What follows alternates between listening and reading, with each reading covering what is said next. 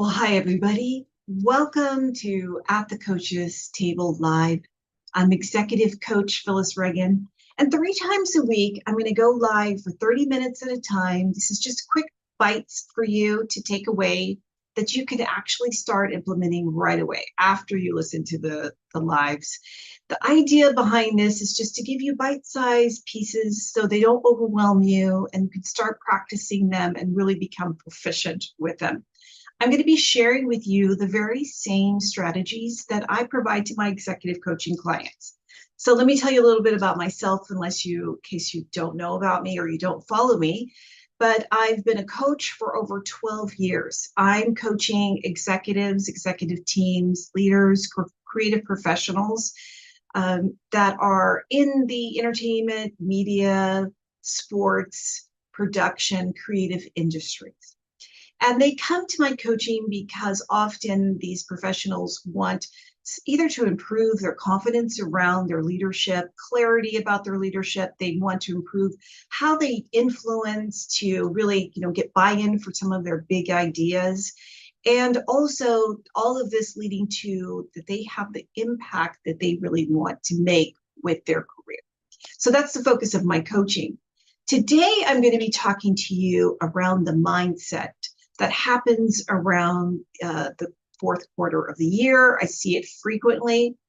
Leaders show up talking about this voice of feeling like I'm behind. And it creates this pressure, undue pressure that they don't need, that actually is quite distracting to them and to the teams that they lead.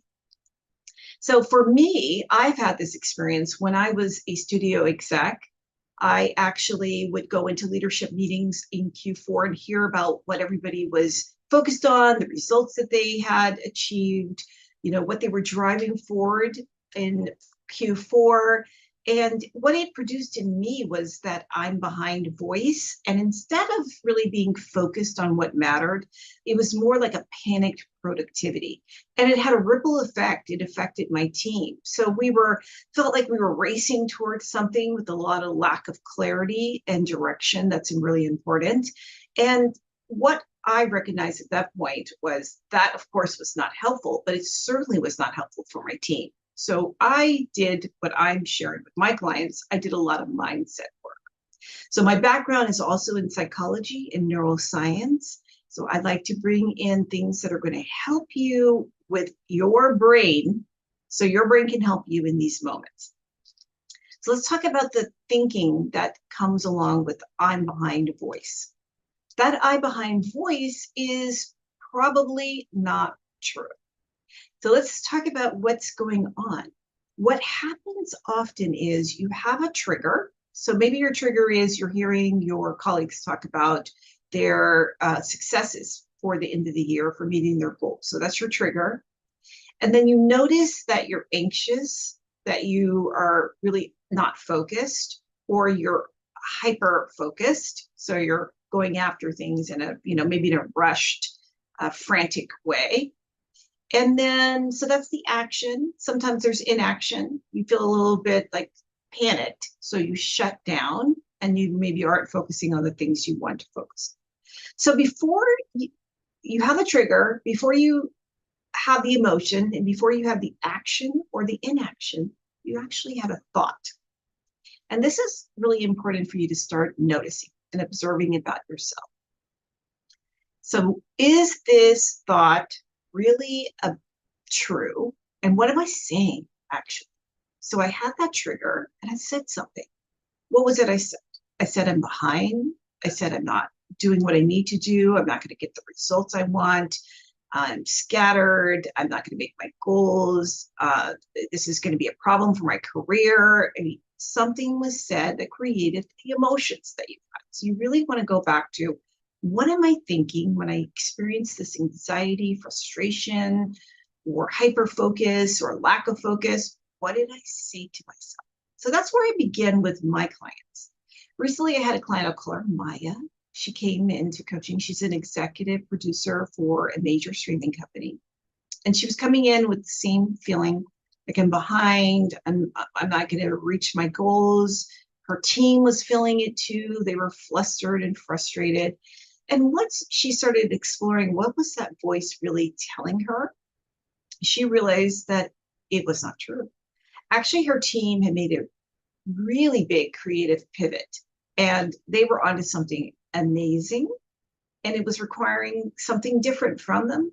It wasn't the same productivity path that they had planned, but they were moving forward. And it may not have looked the same as what she wanted for her Q4 outcomes, but she was going to get to the end results. So she needed to pivot her own mindset about the pivot. So we started working on a neuroscience frame technique that's going to help you as well. So I'm going to tell you, so stay tuned. I'm going to tell you what that is. Once she was able to use this technique, she actually walked away from it feeling like my path is the right path and we're going at the right pace. So that was her reframed thought. My path is the right path, we're going at the right pace. She was able to really believe in that, focus in on it, and communicate that back in different ways to her key stakeholders, to her team. And everybody seemed to be calmer, clearer, more focused, not worried, not in hyper focus, not thinking that things weren't going to work out. So the ripple effect was exponential and really important for her team and for herself. So she came into her leadership feeling calmer and clearer and more focused. So I'm going to talk to you about what's going on in your brain when you experience these thoughts. What happens is when you have a trigger, like being worried about your performance for end of year, you actually activate your amygdala. And your amygdala in your brain is where it's a threat detector. So it's scanning, it's looking for threats, so you can be prepared. It was really important to us in our early evolution part of being human. It's not so helpful now because often that threat detector is really firing off incorrectly. So if you have a trigger and you feel like, oh my gosh, it's doom or gloom, something bad's going to happen, you probably triggered your amygdala and it's telling you it's a threat. So what you need to do is calm the amygdala so that your prefrontal cortex comes back online. Your prefrontal cortex of your brain is where you make your decisions, you problem solve, you do strategic thinking, you make sound decisions. It's where creativity can be. So it's important for you to calm down your amygdala so you have access to that. So when I see leaders that feel scattered, hyper-focused, lack of focus, it's their amygdala. So we want to see, what are you saying to yourself that triggered your amygdala where it's now hijacking your prefrontal cortex? So what are those thoughts? Those thoughts are actually called thinking traps. Some people call them automatic negative thoughts. That stands for ants. So think of it as ants crawling around, triggering scattered thinking, triggering, anxious thoughts, triggering lack of focus. They're all over your brain, right? You want to know what's going on with those thoughts. Are they true? Because once you start noticing your thoughts, start observing them, that's when you can really, it's like a microscope to it, right? You can really see if they're true or not, which helps deactivate them. So if you're having I'm behind thoughts, think about some thinking traps. And there are 15 known thinking traps. There might be more, but there are 15 that I tell my clients about. So one is shoulding. So shoulding are those thoughts where you're like, I should be further along. I should have known better. I should have been a better leader for my team. Should.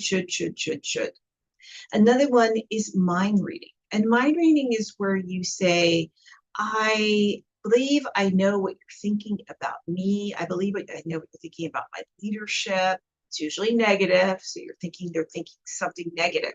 And you get caught in that. And it can make you do the wrong things because you believe you're actually trying to help what they think is wrong. Or you start to really quiet down because you think you're saying the wrong things, doing the wrong things. So you want to recognize thoughts that are mind reading. You might be doing some catastrophizing. So that's a thinking trap. Catastrophizing is seeing the worst possible outcome without any evidence, any other evidence that's possible, that could happen, or something else could happen that could be plausible. So that's catastrophizing. Another one is personalization. So you believe you're responsible for what's happening externally that's negative. As a leader, you are responsible often, right? But maybe not all the outcomes that you think that you're responsible for are really attributed to your leadership. So you want to pull that apart and make sure you understand what that thought is that you're having. So once you recognize what your thinking traps are, and I have a list of them. So if you're really interested in understanding your thinking traps, go ahead and email me. I'm at Phyllis at thecoachestable.com. Just email me that you want the thinking traps handout, and my team and I will make sure you receive that.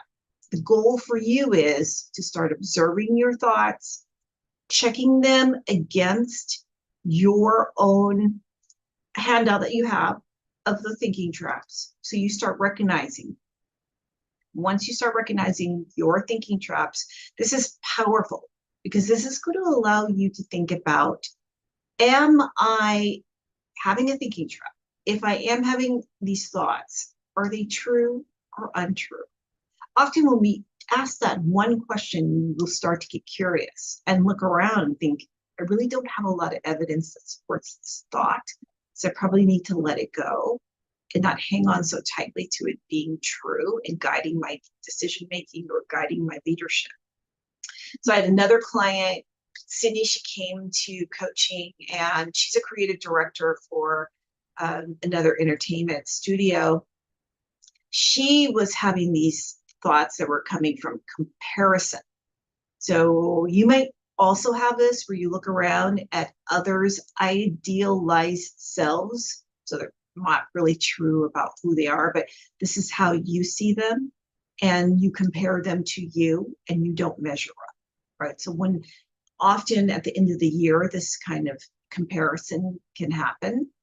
And as we dug deeper into that, she looked across and realized it wasn't true. Her team really had achieved some great outcomes. She wasn't giving herself or them enough credit. And she was really just leaning into something that had become a pattern for her throughout her leadership and even prior to her leadership, where she compared herself. What it did was it disempowered her. It made her see herself in less than a positive light. She then didn't show up the way she needed to. She wasn't as strong with her convictions. Her POV was kind of weak in some of the senior leadership meetings. So when she was clear that that thought actually was not true, that it was a thinking trap, we then started working on this hack I'm going to teach you for your brain to get out of this. So here it is. I want you to challenge yourself with this. This is a neuroscience reframing. It's called, you name it and you reframe it. Okay, easy to remember. The naming it comes when you understand what kind of thought it is, right? Sometimes people want you to do an overarching naming. So you would say, I'm having an anxiety thought, or I'm having a low confidence thought. I like my clients to get it a little bit more granular for their brain. So they start with understanding what those thinking traps are, and then they move into, I'm having a shooting thought. What happens for the brain is really interesting. Once you name it, it somehow deactivates your amygdala. There's not so much nebulous things happening around that thought. So your brain's not trying to make a narrative that's usually negative, because we're negative bias with our brains. So it's not trying to create this negative narrative. Instead, what it's doing is it pauses. It hears you. I'm having a shooting thought. I'm having a catastrophizing thought. And now your prefrontal cortex can get back online. Okay, so that's what you're having. It's not the end of the world, really. You're not going to be fired, really. You're having this thinking trap. Once you name it, you can reframe it. And you want to reframe it with something that's believable, because if you tell your brain something that's really out there and it doesn't believe it, it'll go back to activating the amygdala, and it'll send you all these thoughts about why that's not true. So if you go from I'm doing a subpar job leading my team in this final part of the year to we're having extremely positive outcomes, and it's not quite that yet, not true, your brain will shoot off all these thoughts and you'll get really, distracted or just not able to engage in the kind of thinking with clarity and calm that you need. So make sure your reframing is believable. So if you have a thought of, I'm behind, then maybe your reframing is, such as it was for my client, we're working on the pace that makes sense for us to get to the goals that are important. Or I am going a little bit slower because right now the learning is really important to me to get to the goals that matter. So that's empowering. That tells you you're moving forward, you're not stuck, you're not doing the wrong things. It prevents unfocus and hyperfocus from happening, or complete shutdown from happening. And your team can get on board with that. Yes, we are on the right path. It is going at the pace it needs to go for us to get to the goals that really matter, or the learning that we need to create whatever we're creating, or to, reach the goals that are important.